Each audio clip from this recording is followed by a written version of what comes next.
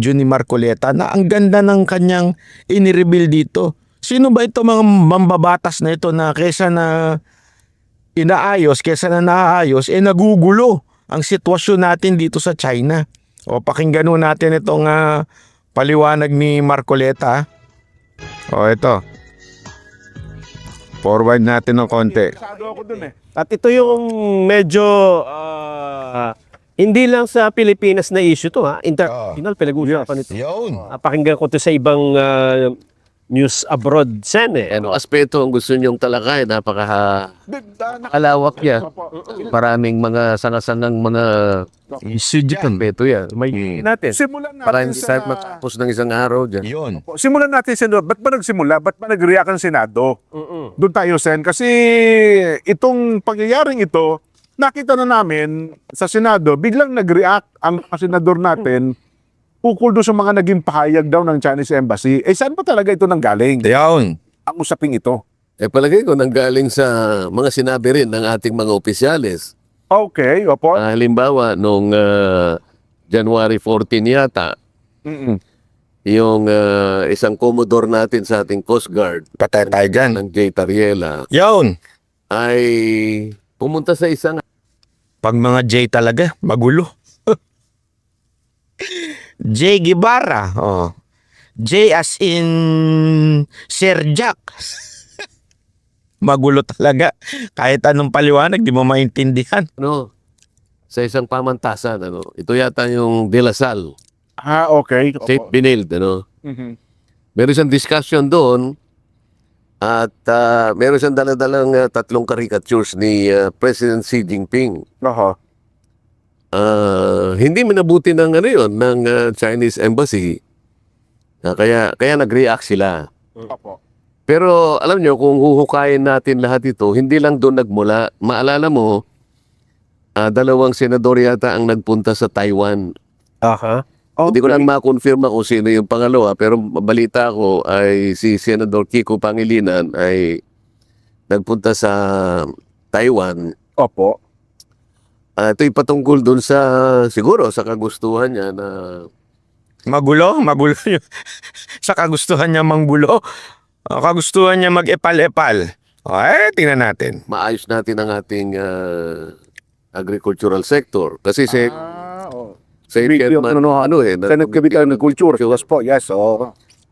at doon yata tinanggap siya ng Meko. yung Senado. Hindi Meko. Okay. Hindi siya pumunta sa Meko. Nagpunta siya. Sinalubong siya ng mga yung counterpart niya sa Taiwan. Opo, mga lawmakers ng Taiwan. Oho. Alam mo, pagka ganun, ang ating bansa ay nagpapakaingat yan sapagkat nire-respeto natin ang One China policy. Kapag ang isang opisyal ng pamahalaan ay nakipag-coordinate ka directly sa Taiwan, Opo. sa kanila ay hindi Maganda yun. Opo. hindi maganda yun. Oo. At ito pa yung parang hindi maganda. May sinabi Yan muna, unahin natin. Alam mo, ang ganda ng punto dito ni Senator Marcoleta. Tama siya dito. Hindi talaga maganda na tayo'y manghihimasok dun sa issue ng Taiwan. Remember, dun sa One China policy, tayo ay we are signatory. Ibig sabihin, we support that. So, ano ibig sabihin nito? Ito po yung kinukonsider nila ang Taiwan na probinsya. So kung dediretso tayo sa kanila, sa Taiwan, at hindi tayo dadaan through the proper channel, ika nga, which is supposedly issue sa kanila to again, China ang may hawak sa kanila. Pero kung hindi tayo susunod doon na tayo ay isang signatory, medyo nakakabastos yun para sa part nila. Ngayon, kung sasabihin ng ilang senador natin, hindi naniniwala kami dito na Taiwan is a different, hindi yan under China whatsoever. Sandali. Huwag ka makimasok dyan. Huwag ka makisali dyan. Hindi ka kasali. Bakit ka pumapasok dyan? Bakit ka pupunta dyan ng walang abiso? siya na I respect the One China policy. but China should respect our exclusive economic zone. So, dalawang bagay na pinagsama niya. Opo. Mabigat kasi yun eh. Parang sinabi mo na, sige, kung gusto mong kumain ng ganito ay irespeto kita. Opo. Pero respetuhin mo yung relihiyon ko, halimbawa. So, ang pinag-uusapan doon sa pagkain lang eh. Pagkatapos, pati relihiyon ay pinag-usapan na. Opo. Hindi pareho ang issue eh. Ang One China policy, pinag-uusapan natin yung issue ng recognition sa Taiwan. Opo. Okay? Issue ng recognition at issue ng sovereignty. Ang pinakapuntirya dyan, yung United Nations. Kapag wala kang nakuhang approbation ng mas maraming bansa, siyempre hindi ka re-recognize eh. Tama. Ang sinasabi lang kasi ni Marcoleta dito, yung hirit daw nitong senador na to na sinasabi niya ay si etong pangalan nito, si Sharon Cuneta, ang pangalan, si Pangilinan. Diba? Sinasabi kasi, yung one China policy ay parang sinasabi, ito ang gobyerno ng Taiwan ay under sa China. Okay? So, dapat yun. Sa mga bansa na tulad natin na pumipirma, signatory tayo mula pa lang noong 1975, signatory na po tayo na One China policy. Ibig sabihin, we agree on it. So, settle na po yun eh. Settle na po ang One China policy noon pa lamang. Kung ihirit mo yon doon sa nangyayaring sigalot sa West Philippine Sea, o parang sinasabi mo, we respect the One China policy, but please respect also our right in that West Philippine Sea. Remember, etong labanan natin sa West Philippine Sea, hanggang ngayon pinaglalabanan pa. Wala pa pong kasunduan. Wala pa pong masasabi nating parang One China policy. So, hindi mo pwedeng i-compare ang saging sa mangga. 'Di ba? O di kaya ang saging sa apple. O bakit ang apple kinakain pati balat? Bakit ang saging hindi? Hindi pa pwedeng ganun. Magkaibang prutas yan. Ibig sabihin, magkaibang magkaibang issue ito. Yung One China policy, matagal nang naitatag. Ngayon, etong isa, pinaglalabanan pa. Hindi pa ho ito final. Even if ang sinasabi, again, ito pa, sinasabi nila yung UNCLOS. Yung UNCLOS, ang decision lang doon na walang sinasabi doon na atin. Hanapin nyo yun sa UNCLOS. Kung gusto nyo malaman ng paliwanag dyan, puntahan nyo si Sas Roganda Sasot. Makikita nyo yan. Pero sinasabi ng UNCLOS, yan ay common fishing ground. Ibig sabihin, walang pwedeng magmay-ari at magsabing, bawal kayo mangisda. Yun lang ang sinasabi ng UNCLOS. Hindi sinasabing atin yung particular na lugar na yun. Kaya nga meron pang sigalot dyan. So it's a different thing between that one and the One China policy. Na ito si Pangilinan, sinasabi nga nito ni Marcoleta, mali yung iyong intindi. Huwag mo ipagpilitan. At huwag kang manghimasok dyan. Wala ang Pilipinas sa issue na yan. So, paano nire-recognize ang isang bansa? Diyan na ang issue kung gaano kakaraming kaibigan. Opo. Di ba?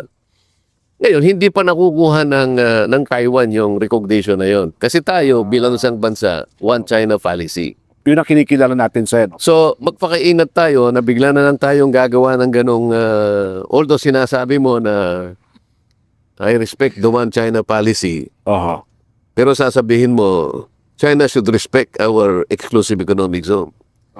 So, ang isa ay involving sovereignty and political recognition by family of nations. Tama po. Exclusive economic zone, ang pinag-uusapan, UNCLOS.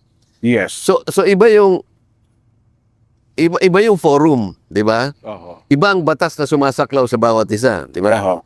Yung recognition pwede sa pamamahala ng UN General Assembly kasi nandun lahat ang mga yun ang mga UNCLOS lang. Opo. So maritime rights ang pinag-uusapan doon sa may sovereignty. Sovereignty. Oo. So itong dalawang bagay na nangyari hindi minabuti ng Ng China. Oo.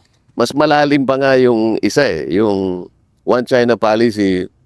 Pagkat bigla mo sasabihin, but China should respect our exclusive economic. Mali naman yan. Hindi magkatugma yung dalawang issue na yun eh. Alam mo, kung tutuusin, maski tayo, hindi pa natin ma-define talaga yung ating exclusive economic zone dahil tayo ang may kasalanan. Mamaya, ipapaliwanag natin. Yan. Yun ang pinanggalingan. Tinatanong nyo kasi ano ba ang nangyari. So, Opo. doon sa panig naman ni Commodore Tariela, okay naman yung magpaliwanag ka eh. Halimbawa, ine-educate mo yung Opo. Talaga. mga estudyante. Mm-mm. May sinasabi siya, ito ay kayo pinaggagawa ng China dito sa panig ng ating mundo. Diba? Andyan na yung kanyunin tayo ng tubig. Ano? Andyan na yung pasadahan tayo. Andyan yung kuyugin yung mga ganito. Oo. China is a bully. Sabi niya, ano?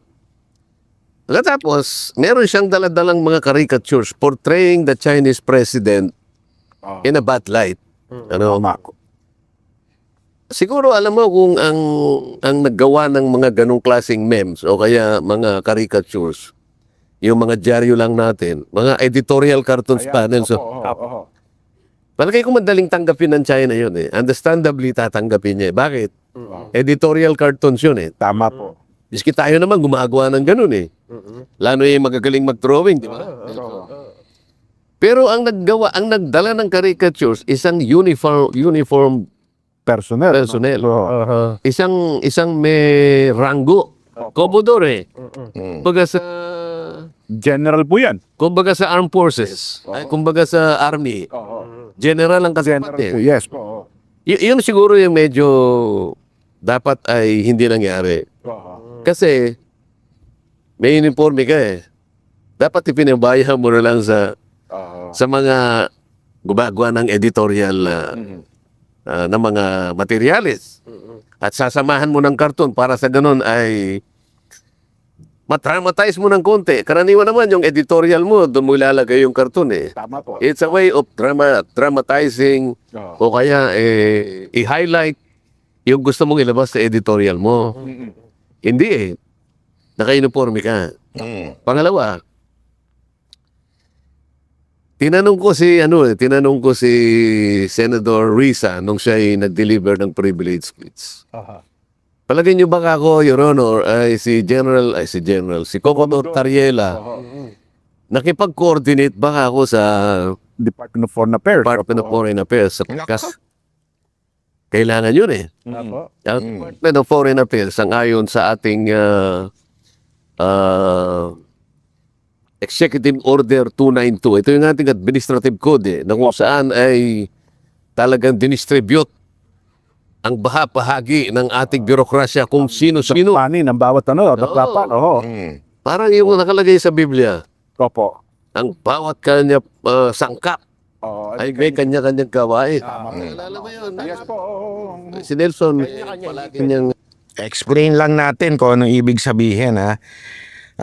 Parang ganito eh, di ba? In one body, there are different parts. Yun yung sinasabi sa verse na yun sa scripture na yun. Merong kamay, merong paa, may ilong, may mata. Sa isang body, it has to function as one. Ibig sabihin, gawin mo yung function mo accordingly. Hindi pa pwede, halimbawa, itong kamay. Gagawin niya yung trabaho ng paa. So, maglalakad ako, kahit may paa ako, maglalakad ako. So, ano mangyayari? Bas bibilis ka bang maglakad? Hindi. Bakit? Mantakin mo maglakad din yung kamay. So, yung paa mo, naglalakad, maglakad ka rin. O, di nakadapa ka. Ano mas mabilis? Yung paa lang ang naglalakad o yung kamay at yung paa naglalakad? Di mas mabilis yung paa lang ang naglalakad. So, ibig sabihin, nasa function. So, huwag mong papilan yung function ng iba. Ano ang function ni Tariela? Hindi naman po international relation na statement. Dapat ko ano yung function mo as a Commodore. 'Di ba? Kung Navy ka, ito lang yung function. Bakit pag-presidente ka muna, Brad? Kung gusto mong gampanan ang trabaho ng isang presidente. Trabaho ng presidente yan eh. Yan ang problema kasi porket we have a weak president. Pati yung mga tao niya, ganyan. Ito sabi ko nga siguro kung ito ang nung panahon ni Pangulong Duterte, nagsalita-salita to si Tariela, siguro, pustahan tayo, 100%, 200%. Si Sante ang ulol na yan, no? Sigurado ko, tanggal sa posisyon niyang animal na yan. Kasi, nakikigulo siya, nagugulo yung ating relationship sa China dahil sa kanyang pinagagawa. So, nagfa-function siya nang hindi naman niya function. Kung daliri ka lang, yung function lang ng daliri ang gawin mo. Di ba? As simple as that. Pero dahil as stupid as you, kaya nagkakaganyan, kaya nagkakagulo tuloy tayo sa China.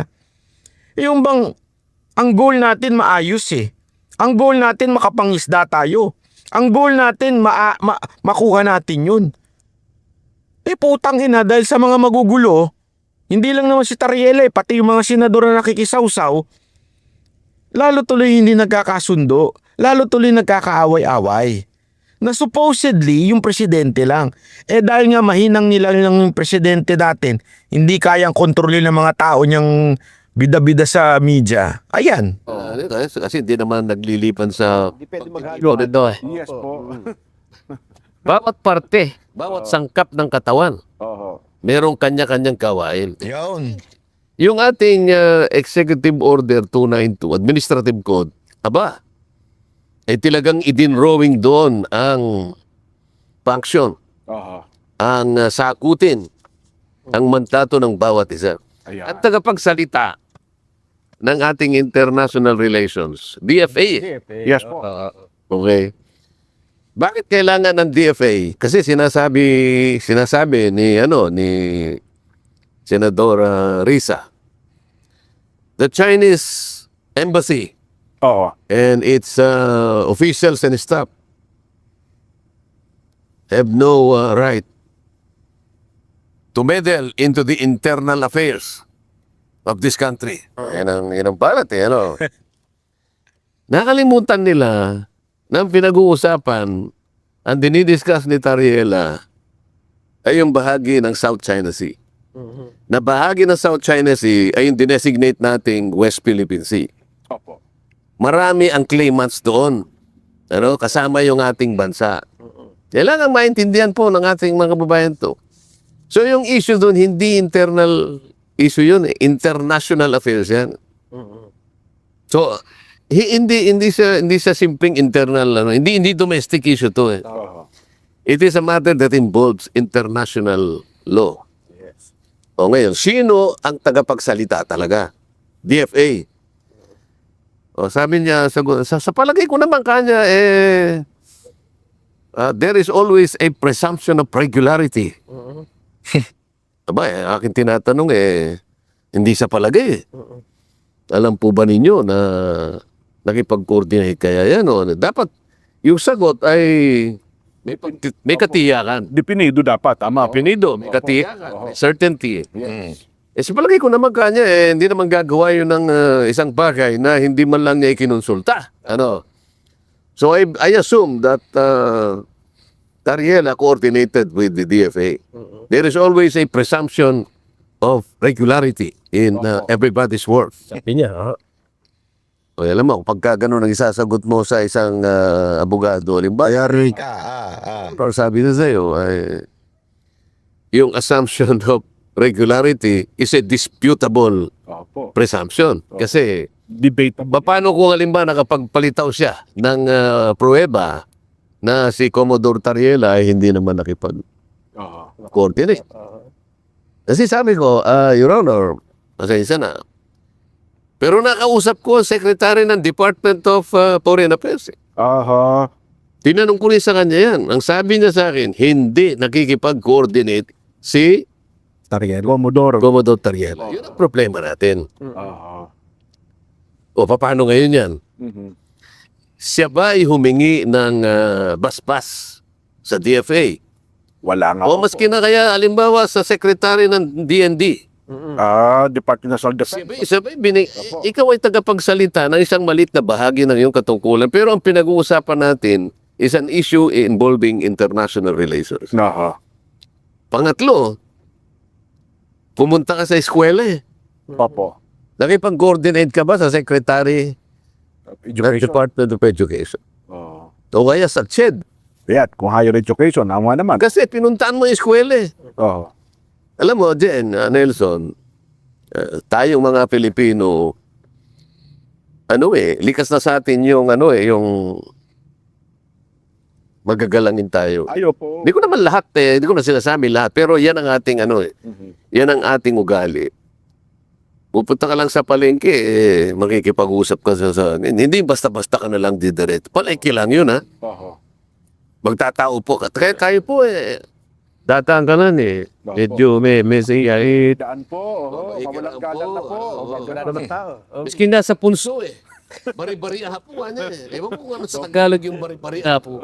Dumaan ka lang sa punso Aha. Naiintindihan mo ang sinasabi ko? Sa Tagalog po, tabi-tabi po. Yun. Yan, opo. Bari-bari po. Pasensya na kasi mo kasi. Tabi-tabi po. Kasi nung maliliit kami, ang daming punso sa amin. Opo. Akala mo yung pinanatili sa kaisipan namin kapag hindi ka nagpari-bari apo, baka mansulog ka. Pagkatapos mapipipi ka ng ilang araw, sa takot mo, sa dami ng punso bago, bari-bari apo. Yung pala, Kailangan tayo, pala nakatira doon. punta ka ba sa CHED? Aha. Pwede po ba ako? Kasi baka doon, sasabihin natin, ano ba sasabihin mo? Teka muna. Aha. Teka muna. Kasi, tingnan mo ngayon na, nagkaroon ngayon ng hindi dapat nangyari ito Hindi dapat nangyari ito Di, pero baka sabihin nila, hindi, ang amin naman kinakampanya lang, wala po tayong karikatura ng tungkol sa presidente ng China, kundi ang kabatiran. Kasi di ba yun naman talagang trabaho na magkaroon po ng kabatiran ng marami nating kababayan ukol sa issue ng West Philippine Sea. Oo nga, pero meron silang tuntunin na sila ito pa dyan. Yan ang silang tinatawag na measured transparency. Sila ngayon ay gagabayan Opo. ng ganong klaseng pamantayan. Ano yung measured transparency? Kasi nga mga kababayan, ito yung sinasabi ni Marcoleta, kaya nga DFA, kasi pinag-aaralan yan. Alam mo ba na para maging official ka ng DFA, kailangan meron kang particular na pinag-aralan pagdating sa foreign relations. Kasi merong standard yan. Para bagang law. Kunwari, ikaw ay papasok sa NBI, di ba? Isa sa mga requirement ay kailangan lawyer ka. May standard. Hindi ka pwedeng manghimasok kasi merong silang requirement na mabigat kasi para doon sa kanilang function. As a DFA, kailangan ganun. Importante na meron kang pinag-aralan pagdating sa foreign relation. Hindi katulad nito ni Tariela na nakikigulo at higit sa lahat, yung mga katulad ni Ontiveros na nagmamagaling at nagpapakit lang. Kaya nga kung talagang meron ang itong DFA, talagang sang-ayon sa ginagawa ni Tariela, di sana naglabas ng statement. Hindi ko naglabas ng statement ang DFA favoring Tariela. Doon sa mga congressman, oo. Sa mga senador. Pero dito kay Tariela, wala. Kailangan may kalakip na pag-iingat Aha. na ang bawat sasabihin mo ay huwag magkaroon ng misinterpretation o kaya baka pagmulan ng panic. Amin. Palang alituntunin. Sila kasi merong yung strategic ito na paraan para ipakita sa China na ayaw nating ang ginagawa nila pero may pamamaraan naman na sa maayos na Kaparaanan. Yes. So, asa ng observance dito? Di ba? So, paano mo sisisihin ngayon na basta-basta? Sila lang naman yung tagapagsalita in Chinese Embassy. Aha. So, sabi niya,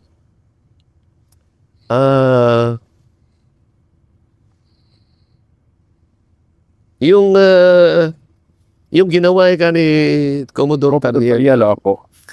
na statement kasama yung mga caricatures. Ito yung sinabi niya, is a serious violation of China's political identity and a blatant political provocation Oo. which has crossed the line. Ayun. Ayun. Ngayon, hindi minabuti ng mga kasama kong mga senador. Wala kayong karapatang magsalita kung anong gusto na sabihin dito. That is meddling into the internal affairs of the country. O, teka muna, parang Ganda ng punto ni Marcoleta dito, tingnan ninyo. si Nelson, Mm-mm. kunwari, kunyari mga malilit pa kayong mga bata, Ay, opo. Oho. binibiro ka niya, kung ano yung sinasabi niya, nagsalita ka rin laban sa kanya. Mm-mm. Pareho lang ang ano, Oo. Nagkatuksuhan. tuksoan. Huwag ka masyadong ikaw na una di ba? Yun. Ibig mo ba sabihin, nung tinukso ko ni Nelson, nagsalita ka, sasabihin, ba't mo ginagawa? Ikaw na una Parang ganun lang yan Oho. Alam mo, yung sunog, kahit bata, pag mawala ng sunog, Ay, yes, totoo naman po yun. yung bata kasi wala pa siyang yung tinatawag nating maturity. Hindi niya alam ano yung consequence ng gagawin niya. Lalaro siya. Akala niya yung posporo Oh. pwedeng kiss-kissing kahit na Oho. nasa tabi siya ng dayami. Di ba? Oho. Hindi yan sinasadya yun Huwag sana tayong maging parang bata. Pero kapag yung apoy na yung kumalat na, Sunog lahat yan, Sen. Oh. di ba? Opo. O pinag-uusapan natin ay international conflagration. Oho. Sinimulan ng isang bata. Hindi ko naman sinasabi yung makasama ko rin sa Senado ay puro bata. Opo. Pero Wala po na. Halimbawa. pag malaki na, Oho. hindi na bata ang papatay sa sunog. Ano yun? Oho. It will require somebody, siguro isang statesman, para sa ganun ay maano natin yung apoy, mapatay natin yung apoy, di ba? Kasi humantong pa niya, Sen, di ba? Doon sa punto na nagkaroon ng resolusyon. Sa teleyata, mayroon pang suggestion. Alam mo, ang ganda ng punto ni Marcoleta dito Huwag natin iwan sa mga bata. Yan ang problema kasi. Yung mga senador natin, si Ontiveros, si Kiko, sino pa yung mga nagsasalitang may ingay dyan. Pagdating sa foreign policy or foreign relations, mga bata, isip. Mga batang isip ito mga to. Dahil sa mga kanya-kanya nilang salita, kanya-kanya nilang bitawan dyan, napapahiya. Napapahiya yung Pilipinas. As a matter of fact, nagugulo yung diskarte. Kasi may diskarte ito Ito isipin mo. Alam ko ito kasi as a boss na rin, sige, as a CEO of a company. Ako ang nakikipag-negotiate. Imaginein mo, habang nakikipag-negotiate ako, yung mga tauhan ko, nakikialam, nakikigulo. Halimbawa na lang, sa Mocha Girls, nakikibargain ako. Kunwari, merong humihingi ng, magkano ba talent fee? Ano ba yung kailangan na requirements ng grupo ko, yung artist ko? Di ba? Di syempre, negotiation kami ngayon nung client. Ito ang presyo namin, ito, ganito. Tapos may papasok, may eksena. Nagmamagaling. Halimbawa lang, buti na lang wala nagmamagaling sa kumpanya ko. Kung hindi dutog, gugununin ko yun. Pero buti na lang. Kaya nga nagtagal to mga tauhan ko kasi talagang alam nila kung paano ako dumiskarte at respeto. Di ba? Isipin mo na lang. Pumasok yung isa kong tao at sinasabi niya, alam mo, mahirap tong ginagawa namin kaya dapat ang presyo namin ganito. Dapat ganito kami. O dapat ganito. Isipin mo yung kausap mo, ano kaya marirealize niya? Ano kaya may isip niya? Bakit yung tauhan niya nakikipag-usap sa akin? Sino ka? Sino ka para magbigay ng opinion mo regarding sa negosasyon namin? Ay, kausap ko lang yung boss mo eh. Maayos kausap yung boss mo. As a matter of fact, di ba nag-uusap si Marcos at saka yung si Xi Jinping dun sa pag nagkikita sila sa mga event-event. At ang usapan nila, we have a good relationship. Even yung secretary ng DFA, ganun din ang usapan sa kanilang foreign secretary, foreign affairs secretary nila. Ang ganda ng usapan natin. Tapos papasok sa eksena itong mga punyetang ito. Yung mga isip bata, ay hindi, ganito yan eh. O, ito karikature na mukha ng presidente nyo. Can you just imagine? Logic lang mga kababayan eh. Doon pa lang sablay na. Di ba? Tangina, ano ba? Kausap ko ba yung presidente o sino ba nagdi-decide sa inyo? Kasi ako, particular ko dyan. I really hate bookers. Yung mga nagmi-middleman. Pag nakikipag-negotiate ako, ayoko eh. Sinasabi ko kagad diretsuhan ganito. Kunwari merong magbubook sa amin. Booker ka ba o ikaw yung client? Sir, booker lang ako eh. Gaganon pag gaganon sabi mo, okay, ganito gawin natin. Magkano ba yung kaltas mo? Kasi yun naman ang interest ng ano eh, ng mga booker eh, yung kaltas nila. Eh, siyempre gusto nilang kumita. So, kakaltas sila. Eh, pagka kumakaltas minsan nagugulo. Kaya nga sinasabi ko sa kanila, ganito na lang. Magkano ba gusto mo? O, halimbawa, papatong ka ng 20, 30. O sige, ipapasok ko na yun sa kontrata ko. 20, 30, sa'yo mapupunta yan. Pero ako makikipag-usap sa client. Huwag ka mag-alala. Hindi ko sasabihin sa client na may kinita ka. Kasi minsan, kaibigan nila yun eh. Kaibigan nila yung client. Eh, para kumita sila yung nakikipag-usap. Sabi mo ganito na lang, irerespeto ko yung effort mo na maging booker o maging middleman. Bibigay ko sa yung 20-30, huwag ka mag-alala. Bibigay ko sa yan. Okay? Huwag ka na lang makikisali sa usapin namin.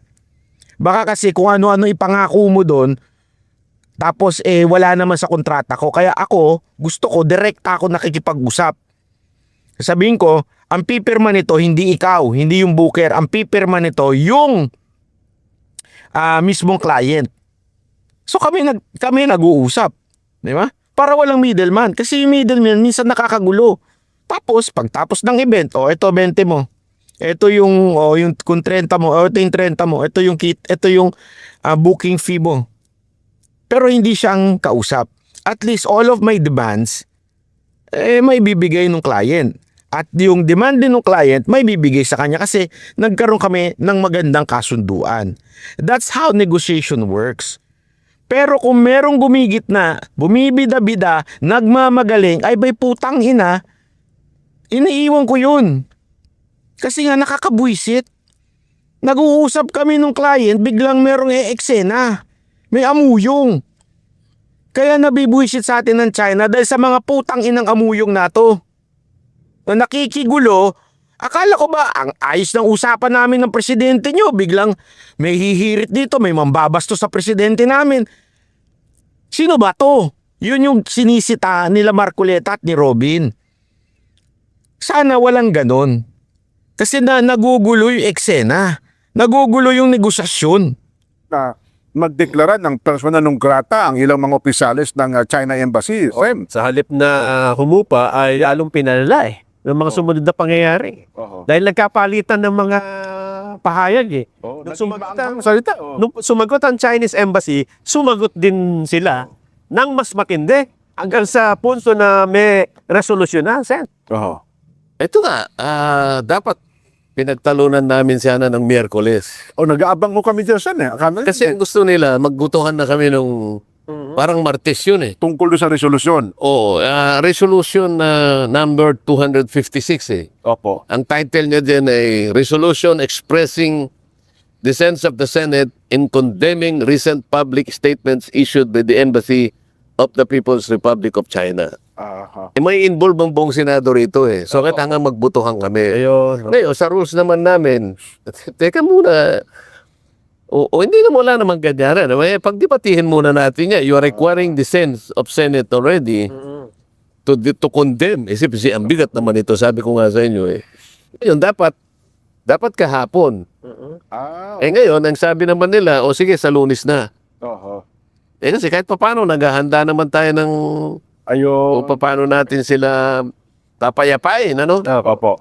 Kasi tayo, ayaw nating palakihin yung apoy. Totoo po. Ang gusto natin, wala namang ano eh. Wala namang mananalo dyan eh. Oho. Ibig kong ba sabihin, pagka ininsulton mo ng ininsulto ang China, ibig kong sabihin, sasabihin ng China, ba, ang tatapang ng mga Pilipino? Yun ba, mamumuha ba natin yun? At sa huli nga, di ba, parang debate na sa punto, sige, wag na yung isa lang naming upisa lang inyong Personal on personal lahat na kami. At Da kaming umalis dito. kung kinakailangan, mag-alisa na kami dito, galis na kami. Iiwanan namin ang imbahada ng China sa Pilipinas. O halimbawa, iniwanan nila yung sinarahing embahada. O sino pang makakapunta ng China? Yung ating mga mangangalakal, yung ating mga businessmen na kumukuha ng visa. Kailangan nga pala yun. Sino mag-i-issue ng visa? Yung embassy ng Papua New Guinea? Hindi pwede. Oo. Senado, Sen, pwede. O yung mga turista nating pumupunta ron? O paano? Oho. O halimbawa yung Maganda yung suggestion ng isa. Ano na lang natin, gawa na lang natin sa Senado yung yung visa.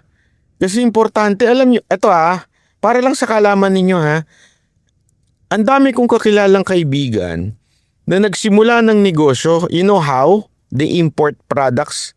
Pumupunta sila ng China. Kasi sobra daw yung advancement, sobrang mura pag in-order mo sa China, tapos pinadeliver mo dito, ang mura. Konti lang yung tax. Kasi nga, kesa sa o-order ka sa Amerika, ang dami naman din, magaganda din dun. Ibig sabihin, maraming negosyante ang nakikinabang sa kalakaran natin with China.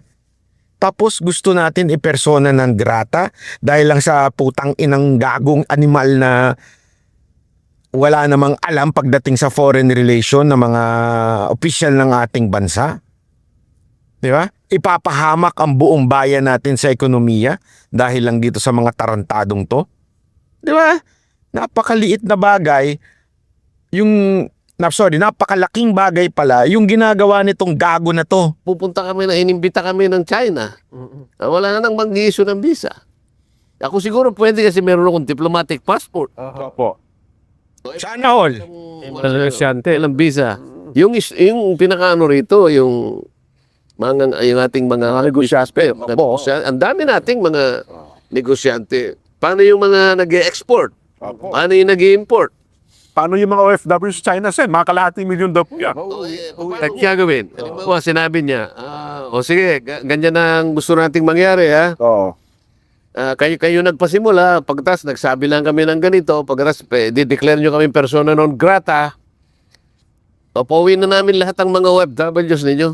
Nako. Sana naman, kaya nga sinasabi natin, kaya natin dinidiscuss.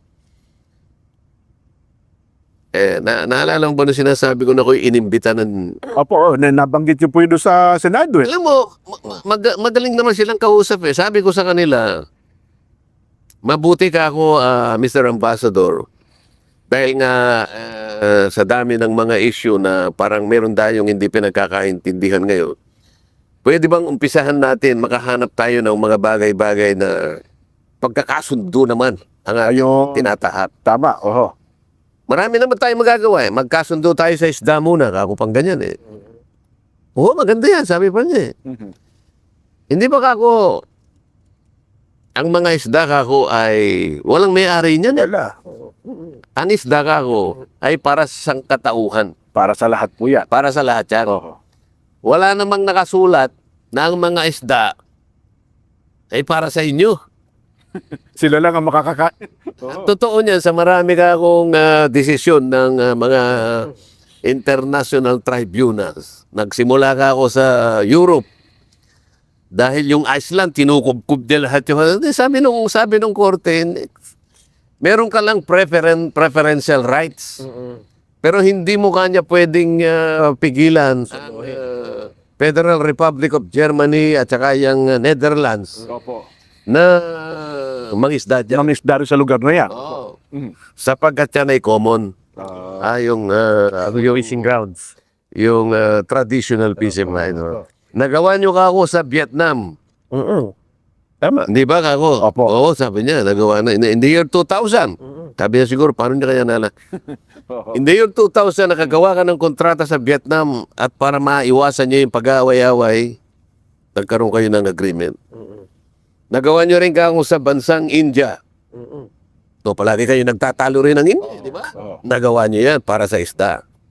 O, lalong-lalo na kako sa Japan. Meron din kayong iringan ng Japan. Pero nagawa niyo pa rin. Ba't di natin pwedeng gawin dito? Oo nga naman. Di ba gagawa natin, sabi niya. Parang na kanya ni President Duterte. Di ba kanya pinayagan namin, kaso naman, ito naman pinagsasabi sa amin. Dinrowing kanya si Presidente namin ng ganyan, nakakatawa naman. Ba't Ayun. hinto muna itong mga, tas mag-usap tayo. Ayun. Ang sabi nga namin ni Nelson Sen, tayo, halimbawa, galit pa tayo sa ating leader, pero kung ibang bansa ang gagawa nun, una tayo magagalit, Sen, di ba? At sa ating mga katabayan. Halimbawa, ang Pangulo ng bansa natin ay ginawa ding katawa-tawa, at ang gumawa niya ay opisyal pa ng pamahalaan nila, opisyal ng army nila. Kaya Magagalit din tayo. yung ginamit natin isa pang medyo malalim kasing problema ito. Yung sinabi ni Senator Kiko. Anyway, ito sasabihin ko rin sa kanya kung matutuloy yung debate namin sa Lunes. Opo. I respect the one China policy, but China should respect our exclusive economic zone. Oho. Alam mo kung sa pag-aaral ng logic, ito yung meron tinatawag na syllogism. Syllogism, ito ay deductive reasoning ito eh. Opo. May dalawang premises yan eh, isang major and one minor premise. Pagka valid ang premise, halimbawa, ang premise is, all men are mortal. Sabi niya, yung first premise, Yun ang general premise. Opo.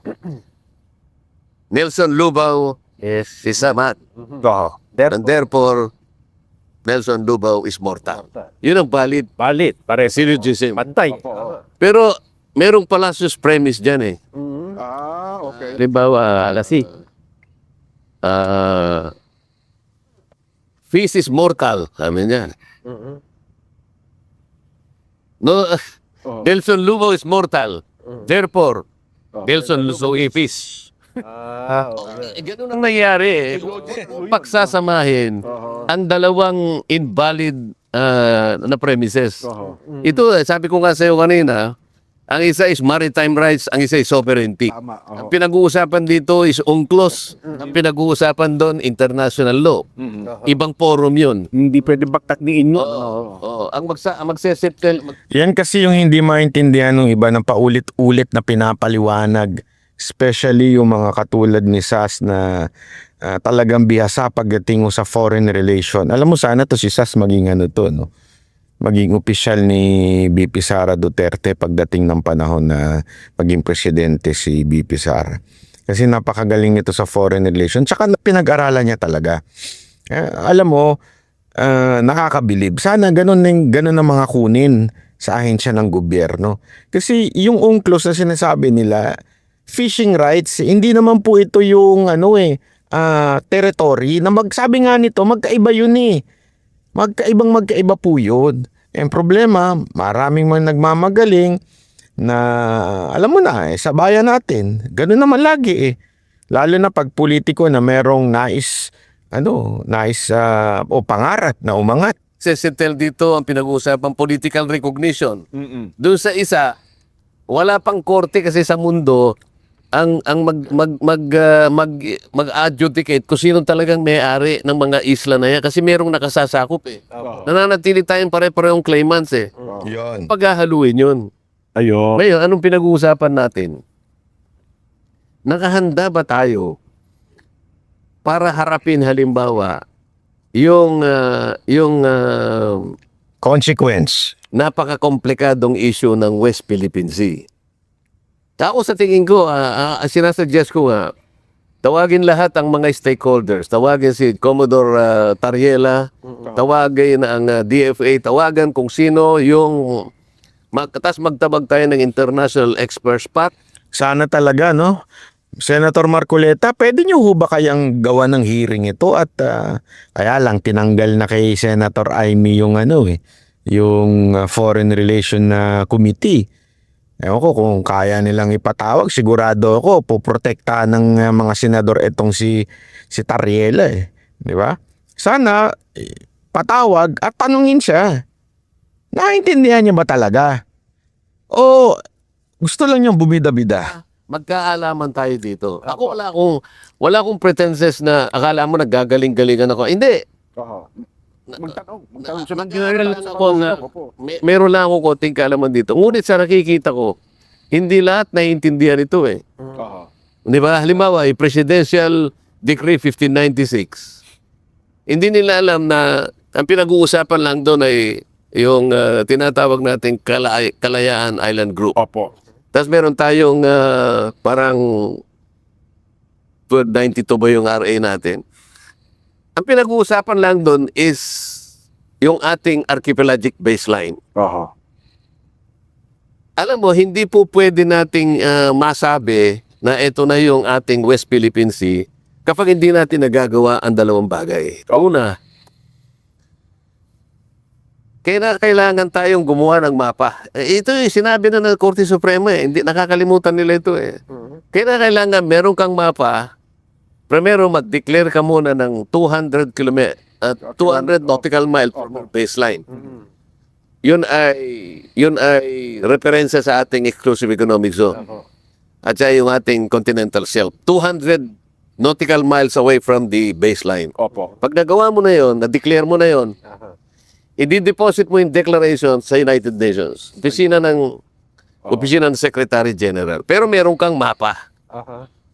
Itatanong ko kay General Tariela, tinanong mo ba yung NAMRIA? Kasi NAMRIA ang meron ka gumawa ng mapa. Nagkasundo na ba kayo ng NAMRIA para i-deposit yung mapa? Sasabihin sa'yo, di po. Paano mo? Hindi ka pa nakagawa ng ganito para nga pagbigyan ka na kasi doon sa mapa makikita mo na yung coordinates kung nasaan ang West Philippine Sea. Wala pang mapa. Anak ng tutsa. Tawag nilang international holographics ng mga mapa. Para ngayon, officially, matala sa karagatan ng mundo na meron palang West Philippine Sea. Anak ng Kung tutsa. magagawa ito, hindi pwedeng tawagin pang gano'n. Pwede nating tawagin bakit hindi. Yan Paano yung coordinates? ng buong mundo, di ba? Yung kaalaman ng lahat. Yung madaan doon. Sana aralin nating mabuti. Kaya, Tayo nagmumukhang nakakahiya. mukhang tanga. Meron tayong kasabihan A little learning is talagang dangerous. Tingnan mo ngayon. Baka layasan tayo ng China. Huwag naman sana. Sana humupa ito. Yun ang ating kagustuhan. Pag-usapan nating mabuti at huwag yung basta na lang tayo nagpapatutsadahan. Merong isang yung dating na National Security Advisor. Tingnan mo, meron din siya sinabi. Baka akala ng mga taong nakikinig sa atin, tayo lang ang merong ganitong pangamba. Opo. Pwede, direct. Nakapanayamata si Norberto Gonzales at yan din ang naging paksa nila, Senro. Siguro, narinig ko lang Iparinig nga po natin direct yung punto ni Secretary Norberto Gonzales.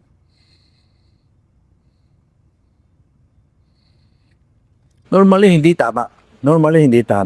Pero ang problema natin, mukhang may breakdown tayo ng policy natin sa international. Hindi malinaw ang mga guidelines natin. Ay, yung mga katulad ni Tariela ba yun? Mga katulad yan, gumagawa ng sarili aksyon. Kasi dapat malinaw ang mga guidelines yan. Lalo ganyan, no? Sensitive ang ating issue sa China. Pinapakialaman mismo ng Pangulo yan. Pero tingnan po ginawa ni Tariela. Tapos, sa halip na pagsabihan natin si Tariela na hindi tama yung kanyang ginawa, may mga sa lipunan natin, ang medyo lalo pang dinadagdagan yung ginawa ni Tariela. Pangit no? Kayo. Iwanan natin ang issue yan. Magkakaintindihan tayo. No? Dapat, sa mga sensitibong mga pagsasalitang ganyan, ikonsulta muna doon sa talagang tagapagsalita at kung kinakailangan na kunin yung approval ng opisina ng presidente sapagkat sa ating saligang batas, Siya ang arkitekto ng ating international relations. Para hindi tayo malagay sa alanganin, sa kahihiyan, at lalong-lalo na sa isang bagay na baka hindi natin pare-parehong pakinabangan. Yan. Kayong kasama sa Senado, Sen, na nag-vlog pa nang tila yata ang sabi no, parang yung ibang senador dito, daig pa yung Chinese kung makapagtanggol sa China. Para bagang kayo ang pinasasaringan, Sen, Meron bang ganun? At tila yata, yun ang binapanggit nila, Eh kung yun ang kanyang pagkakaintindi. Pero ako kapag nagsasalita akong ganito, ang aking bansa, ang interes ng aking bansa, ang nilalagay ko sa kauna-unahang priority. Dahil kahit ano pa sabihin mo, insultuhin mo araw-araw ang China. Because, aalis ba yung China? Ha? Baka hindi ho. At saka mismo ang DFA nagsabi na pagka meron kang mga issue na gusto mong ipahayag, ang foreign heads of state and government in particular should be off limits or at least treated with respect regardless of our personal views. Talagang hindi po pwede. Totoo. Isasali mo yung head of states. May mga subject matter expert na dapat dyan. Itong binabanggit ko natin sa, yung binabanggit ko kanina, yun palang senador, nung sa kanyang binabanggit na, ano tawag doon, yung sa kanyang vlog, ay in 72 hours, ay 815,000 views. Pero nung kayo pala, gumawa rin pala kayo ng vlog at sumagot din pala kayo Sen, At sa pinakahuli, within 48 hours, ay meron na po kayong 2.5 million views at 111,000 likes. Yun po ang Eh, paliwanag mo yung significance yan. Ako hindi ko masyadong... Ay mukhang bina na yan. mas maraming interesado sa paliwanag po ninyo kaysa sa doon sa pinupunto nung kapwa nyo senadora, ang kapwa nyo senador Sen. Ayun nga, itatanong ko sa inyo, ibig ba sabihin kinatigan yung ating pagpapaliwanag? Ayaw. Pakinggan ang inyong paliwanag po. O, yun lang. Kasi yun ang gusto kong kayo magpaliwanag. Kasi baka mamaya kung ako magsabi, sabihin na naman nila, itinatayo natin na sarili nating bandera. Hindi naman ganun. No? Meron pang isang naalala ko yung post ng isang, ito lagi nating binabanggit yung retired Associate Justice. Sabi niya, para niya meron Eto ha, bago tayo mag-ending dyan ha.